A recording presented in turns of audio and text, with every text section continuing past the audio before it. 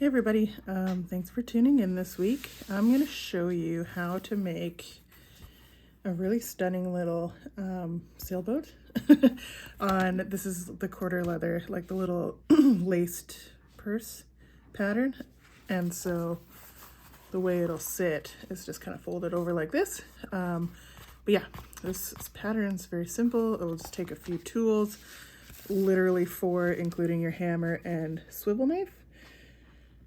And this one is, I redrew a piece of Sailor Jerry Flash. So having said that, this is not a pattern that I will be selling, just as I feel it's far too close to somebody else's work to be making any sort of money off of it. So this is kind of a little series that I wanted to do with these bags, just to kind of honor.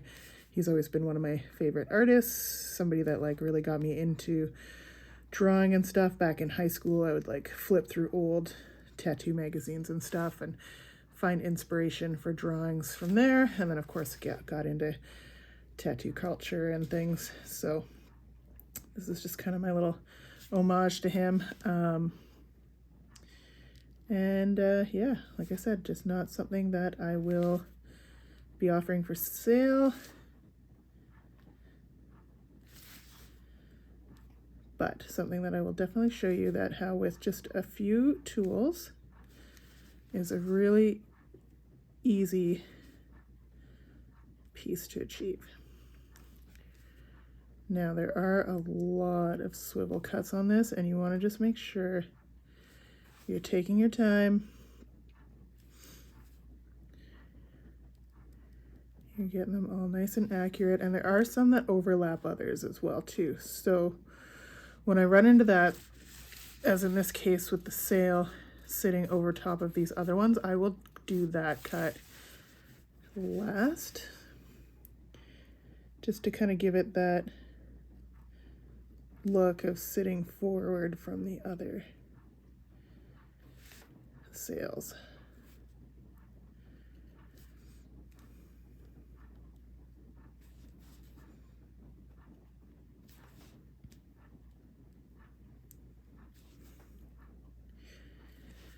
Little purses like this are great. They have a ton of space for tooling.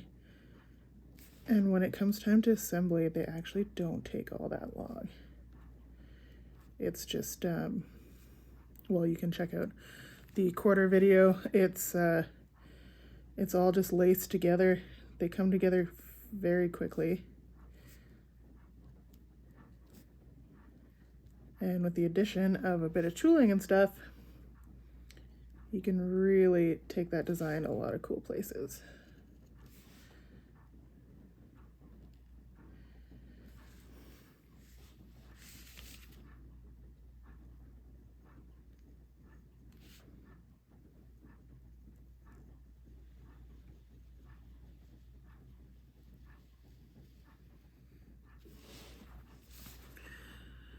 When I'm cutting big, long, straight lines like this, I actually kind of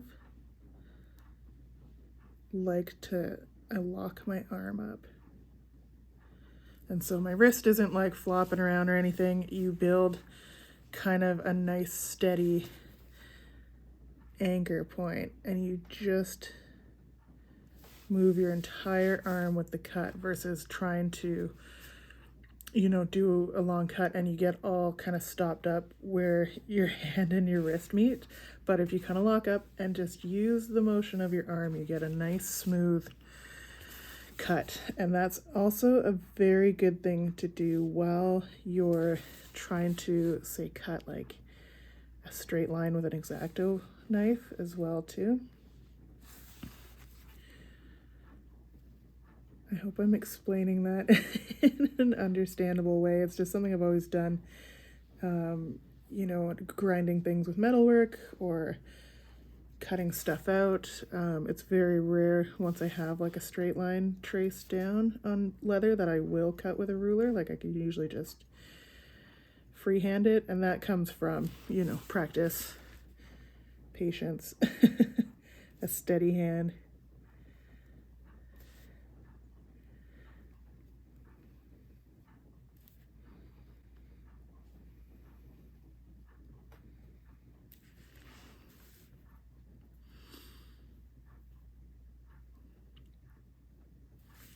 It also takes a little bit of the fatigue off your wrist and hands. This is something that takes a bit of strength and can be kind of challenging.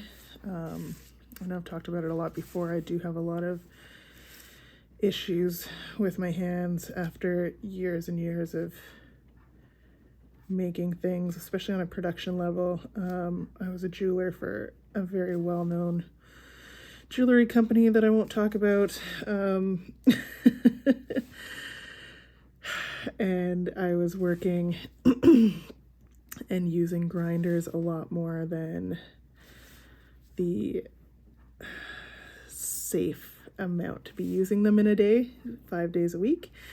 And it has left me with a lot of damage to the feeling and the nerves in the palm of my hand, which is not awesome when you're somebody that likes to make stuff, or needs to make stuff, I should say, as I do.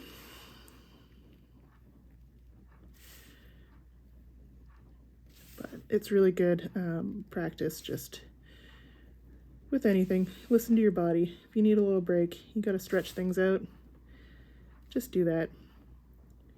I've also found some really useful tips online here and there. I may have shared this before, but little things where if you do build up a bit of pain in there, just rolling it out does really sort of help quite a bit. The cold and rainy seasons just started here, and I know I'm gonna sound like a super old lady, but I'm definitely feeling it these days.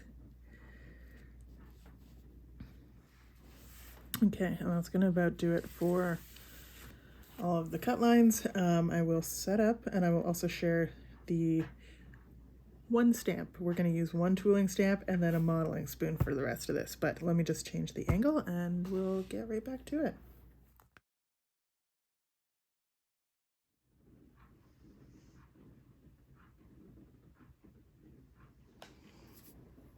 Okay, so this one's super easy. I'm only actually going to use the heavy checkered beveler around the clouds.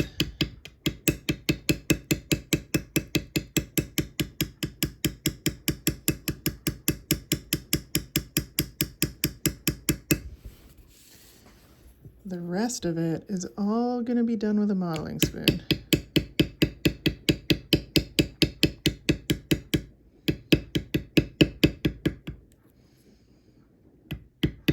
So that makes this one really nice for if you're somebody like me that works late into the night and lives with people that don't stay up that late.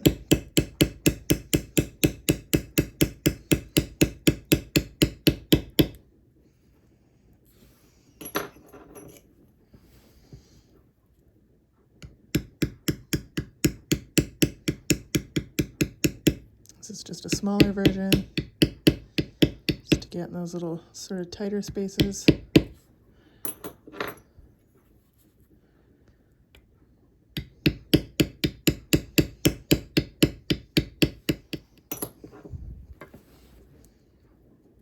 I'm just moving my beveler a very tiny bit in between taps.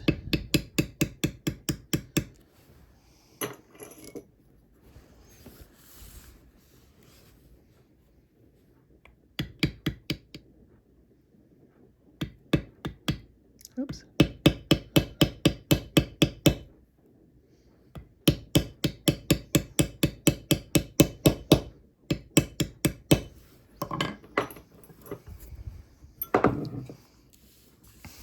And as we probably remember from a couple weeks ago, if you do jump your line a little bit, it is possible to just kind of burnish that down a little bit with your modeling spoon. And so here, or from here, I just like to do a little bit of accenting on the clouds, not too far.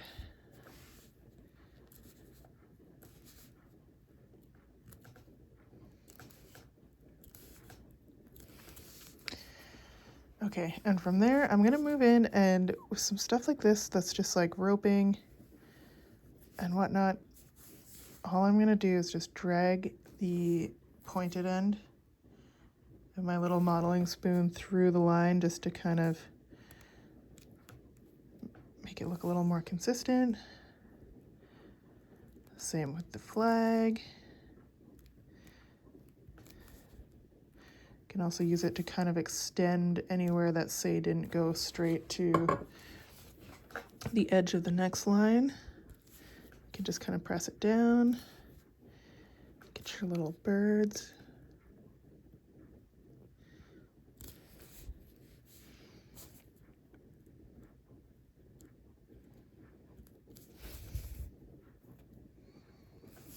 And then for the sails, what I'm going to do is I'm going to use my modeling spoon to bevel over the sail so it looks like it's curled. So you get a nice depth and shadow here.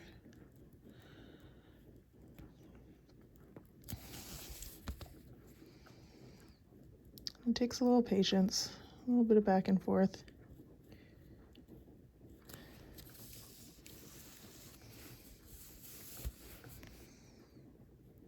And then on the outside,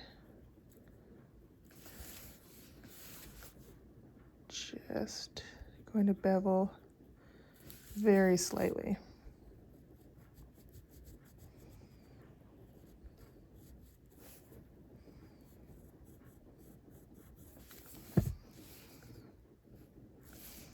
And again, the underneath, so it gives it the illusion of being a curled up sail.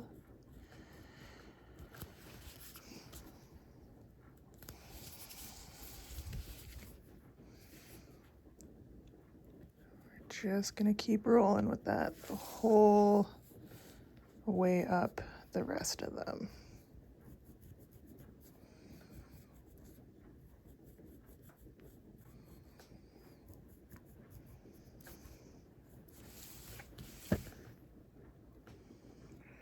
The thing I really like about the modeling spoon is you can really control. So here I've done a much steeper bevel, a lot less shading with it, and then here I'm going quite a bit wider inwards and sort of deeper. Again, it's nice and nice and quiet.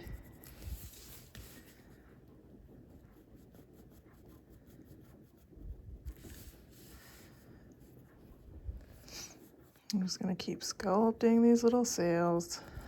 I'm not gonna make you guys sit through watching all of them, but I will do a few just so you sort of get the basic idea of it. You can see as you do this, it's just really bringing those sails together.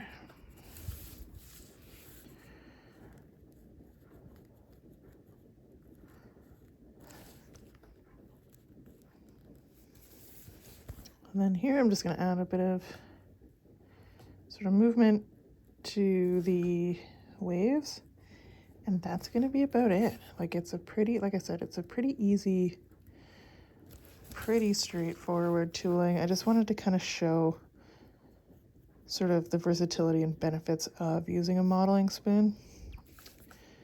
I think it's a very underutilized tool, and it's something that I actually use probably more than anything myself.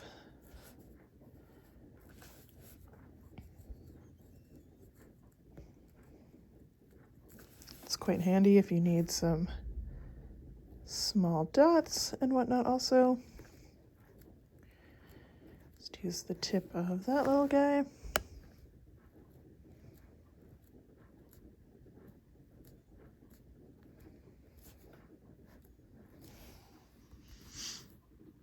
So as you can see, it's a fairly simple piece, and I did the bulk of it with this modeling spoon. From what I understand, this was like an old Tandy one.